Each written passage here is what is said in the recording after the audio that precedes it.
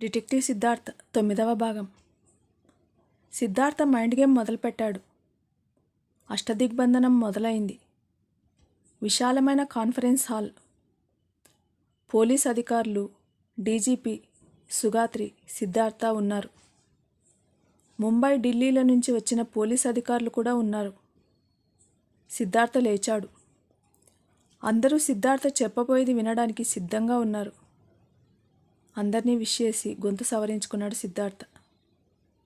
ఇప్పటి వరకు అతి తక్కువ వ్యవధిలో డ్రగ్స్ వ్యాపారం వేల కోట్లతో సాగింది.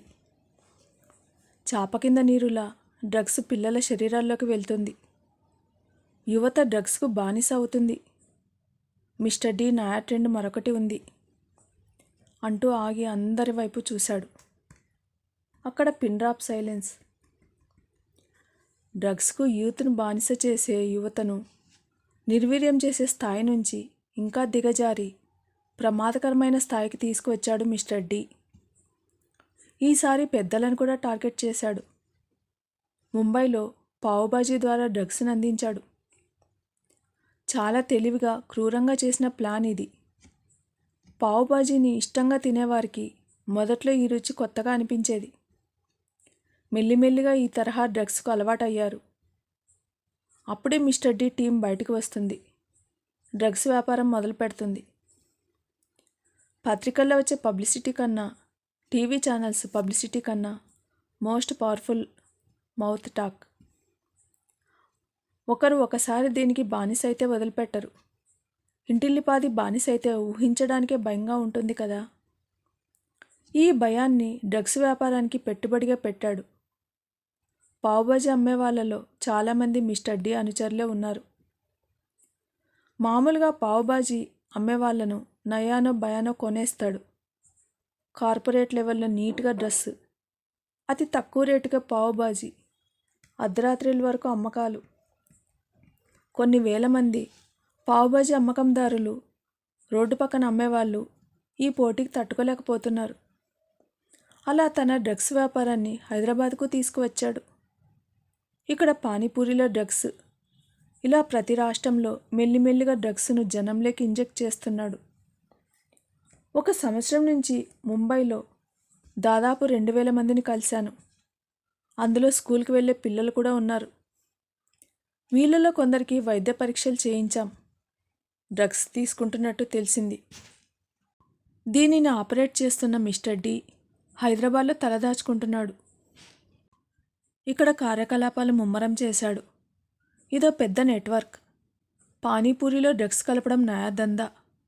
గుట్టు చప్పుడు కాకుండా ఈ దందాను మిస్టర్ డి చేస్తున్నాడు. రోజు కోట్లలో బిజినెస్. యూత్ని మాత్రమే కాదు, ప్రతి ఒక్కరిని పానీపూరికి అడిక్ట్ చేస్తున్నారు. ఈ నాటకానికి మనం తెర తీయాలి. మిస్టర్ డి గుట్టును మనం రట్టు చేయాలి. మనం మిస్టర్ డీని అరెస్ట్ చేసి కోర్టులో ప్రవేశపెట్టి, లేదా అతను పారిపోతుంటే చూస్తూ ఉండలేను. అందరికీ మనం పేపర్ స్టేట్మెంట్ ద్వారా చెప్పే బదులు లైవ్లోనే మిస్టర్ డి ఆట కట్టించాలి. మిస్టర్ డి కుడి భుజాన్ని తెగనరకాలి. ముందు అతడిని మానసికంగా దెబ్బతీయాలి. మిస్టర్ డీని ఉపేక్షిస్తే చాలా ప్రమాదకరం. ఇప్పటివరకు మీరు నాకు చాలా సహకరించారు. ఇక ముందు కూడా ఇలానే మీ సహకారం కావాలి. మిస్ సుగాత్రి గారి సహకారం మర్చిపోలేను చెప్పుకుపోతున్నాడు డిటెక్టివ్ సిద్ధార్థ. అలానే వింటూ ఉండిపోయింది సుగాత్రి. మామూలుగా తనకు తెలిసిన సిద్ధార్థ వేరు. వృత్తిపరంగా అతనిలోని సీరియస్నెస్, సిన్సియారిటీ చూస్తుంటే ఈ సిద్ధార్థ తన మనసుకు దగ్గరైన సిద్ధార్థ ఒక్కరేనా అనిపిస్తుంది. ఆ ఆలోచన ఆమె బుగ్గలను ఎరుపెక్కించింది. డిటెక్టివ్ సిద్ధార్థ కొనసాగించాడు. మొత్తం 27 ప్రధాన నగరాల్లో తన వ్యాపారాన్ని విస్తరించాడు మిస్టర్ డి. ఈరోజు కరూర్ జంక్షన్లో జరగబోయే డ్రామాతో మిస్టర్ డి సామ్రాజ్యంలోని ఒక భాగం కుప్పకూలుతుంది. వెంటనే ఆపరేషన్ కరీం మిస్టర్ డి కుడి భుజం మీద. మిస్టర్ డి తన కన్ను తానే ఎలా పొడుచుకుంటాడో మనకు తెలుస్తుంది. ఎన్నో నేరాలు చేసి మనకు దొరకకుండా తప్పించుకు తిరుగుతున్న కరీంని మిస్టర్ డి ద్వారానే శిక్షించేలా చేస్తున్నాం చెప్పాడు సిద్ధార్థ. అక్కడ కరతాళ ధ్వనులు మిన్నంటాయి. ఆ అపార్ట్మెంట్లోని 3వ అంతస్తులో ఉన్న 303 నంబర్ ఫ్లాట్లో ఇద్దరే ఉన్నారు. సుగాత్రి, సిద్ధార్థ ఒకరికొకరు ఎదురెదురుగా కూర్చున్నారు. చీరలో మరింత అందంగా కనిపిస్తోంది సుగాత్రి. మెల్లిగా తలెత్తి చూసింది. ఆ క్షణం తను ఒక సిబిఐ ఆఫీసర్ అన్న విషయం మర్చిపోయింది. ఒక ఆడపిల్లలా ఆలోచిస్తోంది. చీరలో ఇలా కూర్చుని ఉంటే బాపు బొమ్మల ముద్దొస్తున్నావు సిన్సియర్గా అన్నాడు సిద్ధార్థ. చిత్రంగా సుగాత్రికి కోపం రాలేదు. సుగాత్రి, నువ్వు బాగుంటావు అన్నాడు మొదటిసారి ఏకవచనంతో. వెంటనే సారీ అన్నాడు. సారీ చెప్పి నన్ను వేరు చేయకండి. నన్ను ఇలా పిలుస్తుంటేనే కొత్తగా ఉంది. బాగుంది మనస్ఫూర్తిగా అంది సుగాత్రి. కొందరిని చూడగానే చాలా దగ్గరగా అనిపిస్తారు.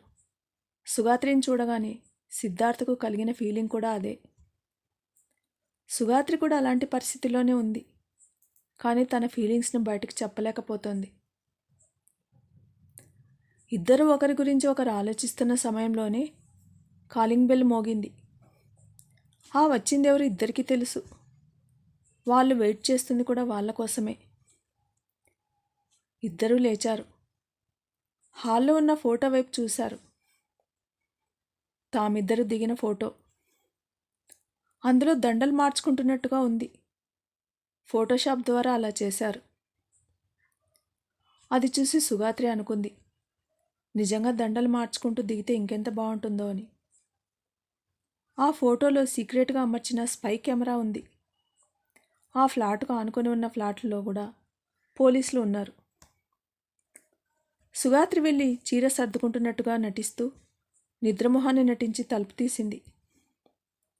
ఇద్దరు ఆగంతలకు లోపలికి వచ్చారు. తమ చేతిలో ఉన్న కవర్ను బయటకు తీశారు. తర్వాత ఏం జరిగింది వింటూనే ఉండండి. డిటెక్టివ్ సిద్ధార్థ.